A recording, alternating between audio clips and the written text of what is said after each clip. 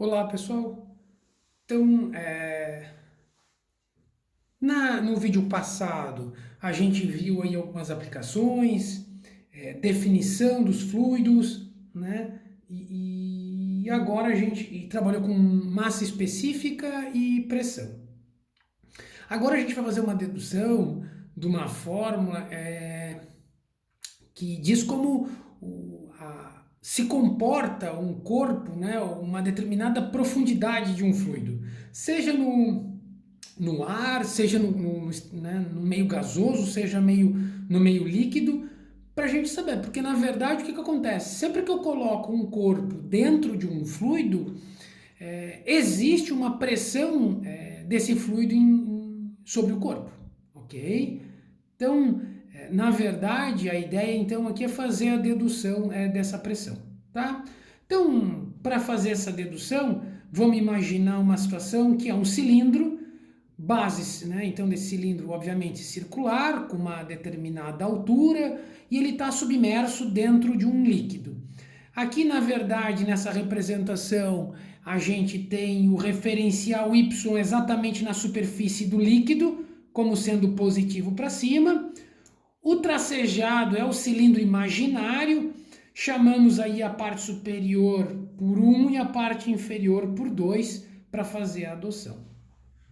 Para fazer essa dedução, a gente vai partir do diagrama de corpo livre de forças a que esse cilindro está submetido, ok? Então esse cilindro, quando ele está dentro do líquido, ele está submetido a uma força-peso, que ele estaria submetido em qualquer local, né, dentro ou fora do fluido, indiferente disso, mas ele também está submetido a uma força F1 devido a essa quantidade de fluido que está acima dele, não é verdade? Então, o peso e essa força 1 dada a isso estão no sentido de cima para baixo.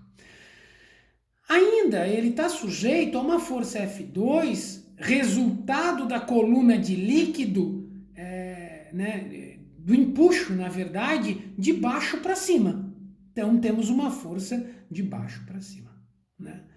Imaginando que ele está no equilíbrio, esse cilindro ele é feito, né, ele também está preenchido aí, né? Então ele acaba tendo a mesma densidade, né? Então a gente tem um equilíbrio. A somatória de forças sobre ele, né? Falei para vocês do empuxo, né? Tem que tomar cuidado, porque se tivesse um empuxo aqui, ele estaria tentando subir. Nessa situação, para a dedução, ela está em equilíbrio. Então a somatória de forças é igual a zero. Se isso é verdade, a gente pode reescrever, pensando no eixo Y, então já não é mais vetorial, F2 é igual a F1 mais mg, né? Então temos aí a nossa primeira equação que mostra o equilíbrio desse suposto cilindro imaginário aí lá dentro. Agora, como a gente está falando em fluidos e a gente quer saber em pressão e tal, o que é o sentido que a gente tem? Aí tem que usar fórmulas que a gente já conheça que tragam esses elementos. Uma delas é pressão é igual a força sobre área. A gente pode reescrever isso aqui como força é igual a pressão sobre área. Se a gente pensar nos índices, a gente teria então quem? Força 1 é igual a pressão 1 vezes área.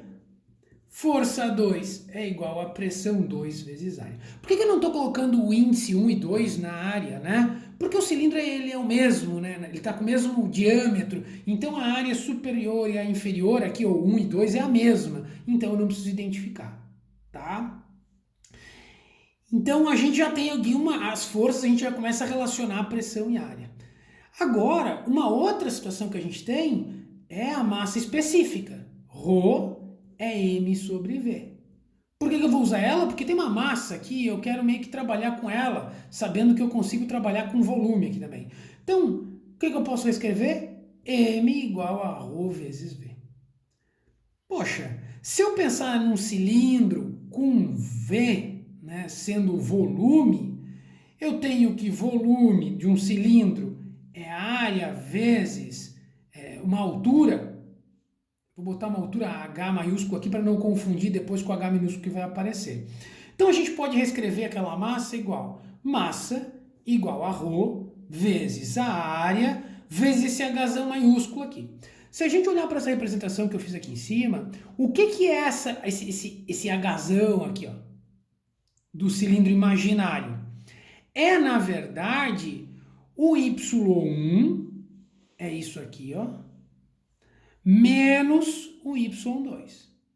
Então, né, se eu diminuir um pelo outro, aí tem que lembrar do sinal negativo aqui, menos Y2. Então, eu acabei reescrevendo a massa em função da massa específica da área e dessas alturas adotadas dos índices 1 e 2. Percebam o seguinte, olha, a área aqui ela é bem vista, né? Então, vamos reescrever dentro da equação 1 como ficaria essas três que a gente reescreveu aqui. F2 seria P2 vezes área, F1 P1 vezes área, mais massa, toda ela, né? M, área, Y1 menos Y2, vezes a gente tem um G aqui, tá? Não podemos esquecer. Todos os membros aqui tem quem? Tem área. Então eu posso cancelar sem atrapalhar o meu cálculo aqui, né? Sem alterar a igualdade. Reescrevo então como sendo P2 é igual a uma pressão 1 mais, opa, desculpa, aqui não é M, é ρ.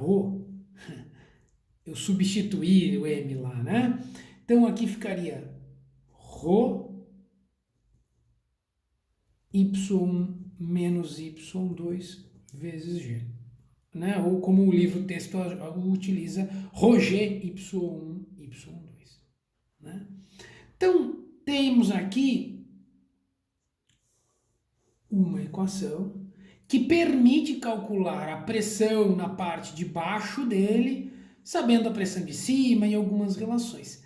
Ela é usual tanto para os fluidos líquidos quanto os gasosos, mas uma forma de trabalhar ela, e muito conhecida nos livros didáticos, é imaginar que esse cilindro, ao invés de ele estar aqui no meio do fluido, ele está encostado na parte superior. É como se a gente subisse ele um pouquinho mais e dissesse que o patamar Y1 aqui está exatamente na superfície. Se isso for verdade, o que a gente tem? O P1 vai ser igual ao P0, nossa pressão atmosférica. O Y1, que é o nosso referencial aqui em cima, ele vai estar exatamente no ponto zero do Y, né? E aí a gente pode ainda chamar o P2 de uma pressão P, para simplificar e acabar com esses índices aí, né? E o Y2, ele passa a ser quem? Quando a gente deslocou isso aqui, ele passa a ser exatamente menos uma alturinha H. Ou seja, quanto que essa altura está para baixo do meu ponto zero, né? Teoricamente, uma representação muito rápida aqui, só para ficar muito claro, a ideia é a seguinte, é como se colocássemos esse cilindro exatamente aqui. Então a gente tem, né? Aqui era o nosso local 1 e a marca 1 e a marca 2. Então isso satisfaz essas condições.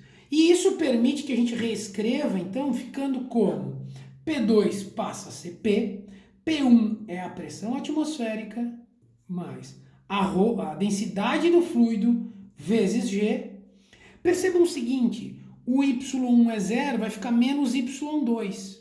Só que como em relação ao meu referencial aqui é menos H, menos com menos é mais, então continua um mais aqui na frente desse membro. Então, ρgH.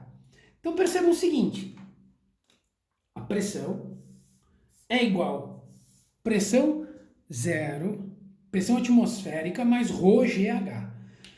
Isso aqui é conhecida também como o P é a nossa pressão total ou absoluta.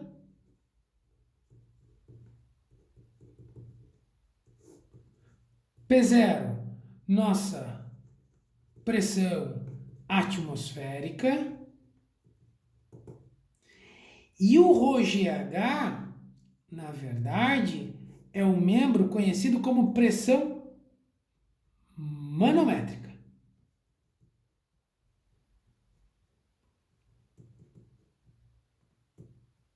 manométrica. Então, na verdade, esses são os membros dessa equação que a gente deduziu. Então, a gente imaginou um cilindro, né? Em resumo, a dedução fica como? A gente imaginou um cilindro imaginário dentro de um fluido, estabeleceu um ponto 1 e o 2, utilizou as fórmulas de pressão e massa específica que a gente viu na aula anterior, e baseado no diagrama de corpo livre, então, foi trabalhando aí a equação. Cancelamos aí as áreas e acabamos, então, para facilitar e deixar da forma mais usual aí que a gente conhece, imaginando que esse cilindro fosse deslocado para a superfície, né? A gente ficaria, então, com a fórmula na versão final. Pressão total ou pressão absoluta é a pressão atmosférica mais a componente manométrica. Então, num exercício qualquer, olha, qual é a pressão manométrica? Só vamos se preocupar com a massa específica do fluido em questão, né? O G e o H, quanto eu tenho sobre ele e assim por diante. Né? Então, isso aqui simplifica bastante. E aí, com essa forma, a gente consegue descobrir a pressão, né, em qualquer situação. Olha, estou com um objeto, levei no relógio, né, resistente à água, como se diz, né, 50 metros. Né? Então, poxa, qual é a pressão total que eu tenho quando eu coloco o sujeito, né, coloco um relógio aí dentro da água, do mar, aí a 50 metros, que seria a profundidade máxima especificada pelo fabricante. Olha, ele tem a pressão total. Então, seria a pressão atmosférica mais a manométrica. Teria que dar uma olhada, na verdade, para ver se o que o relógio fala é em relação a... Se bem que ele dá a profundidade, então dá para considerar as duas. Não, tá certo. Tu vai descobrir a pressão total, né? A pressão atmosférica mais a pressão manométrica. E aí tem que tomar cuidado, né? A massa específica do fluido em questão, se for mar, água do mar. O G aí a gente normalmente considera constante. E esses 50 metros seriam a altura que ele teria submetido. Então seria a altura de coluna de líquido também, como é conhecida. Sabe uma coisa que chama bastante atenção quando a gente vê essa dedução pela primeira vez? É que ela não depende da largura do recipiente, ela depende só da profundidade, né? Só da altura H. Isso aí quebra alguns paradigmas, né? Estamos pensando lá na Itaipu, uma represa enorme. A pressão que a barragem está sofrendo, ela não depende, na verdade, de quão grande é o lago, mas da altura, né, a profundidade que esse lago tem. Né? Outra questão que quebra, por exemplo, né? Olha, eu vou fazer uma tubulação hidráulica de uma casa e eu vou aumentar o diâmetro do tubo para dar mais pressão, né? Botar a caixa d'água lá, 10 metros de altura, mas em vez de um cano de 20 milímetros, eu vou botar um cano de, sei lá, 2 polegadas, porque eu quero aumentar a pressão aqui embaixo na torneira. Isso é verdade? Né? A gente acaba de provar que não, porque isso não tem nada a ver com o diâmetro, com a área ou o que seja. Porque até a área cancelou aqui na dedução, né? Isso aqui tem a ver com a altura, né? Então, se eu tenho uma coluna de líquido, ela depende da altura, ela não depende do diâmetro de tubulação, não depende nada. É claro, mas eu tenho a ver com vazão, que é um outro elemento, né? Aí é uma outra situação que tem que se discutir, né? Dependendo. Eu quero mais vazão na torneira. Aí faz sentido ter um diâmetro de tubulação maior. Caso contrário, não, né? Eu tenho uma tubulação tão fina que aí quando o meu fluido escoa por dentro da tubulação, ele sofre a resistência, né? A gente tem uma perda de pressão muito grande, né? Aí é uma outra discussão. Agora, quando a gente fala em diâmetros de tubulação e assim por diante, em que a perda não é significativa, né? Não tem muito problema. Isso também está associado à viscosidade e outras grandezas, tá? Então é muito interessante essa fórmula, porque a gente tem muito conhecimentos prévios e equivocados aí sobre o diâmetro aí que pode acontecer. Né? Existem alguns exercícios do tambor, né? Qual é a coluna de líquido necessária para fazer um tambor de 240 litros explodir e tal, né? Aí as pessoas querem colocar como se fosse a continuidade do tambor para cima. Não, tu pode colocar uma pequena mangueira, né? De diâmetro. O que importa é a altura, não o diâmetro, né? Enfim, coisas nesse sentido. Então fica essa reflexão sobre essa fórmula, para vocês pensarem um pouquinho se ficou muito claro, e outros exemplos de aplicações aí, como eu acabei de falar para vocês, né? Claro que tudo tem que analisar caso a caso, como eu falei para vocês aí, mas existem vários equívocos aí de interpretação e muito corriqueiros aí com o pessoal que faz a instalação hidráulica nas residências. Muito bem? Então, no próximo vídeo a gente acaba discutindo então manômetros, né? Que são equipamentos que fazem medição de pressão. E aí eu vou trazer alguns exemplos, coluna de líquido, manômetros por diafragma, manômetros elétricos, né? Com sensor de variação de resistência e assim por diante. Tá bom? Abraço e até o próximo.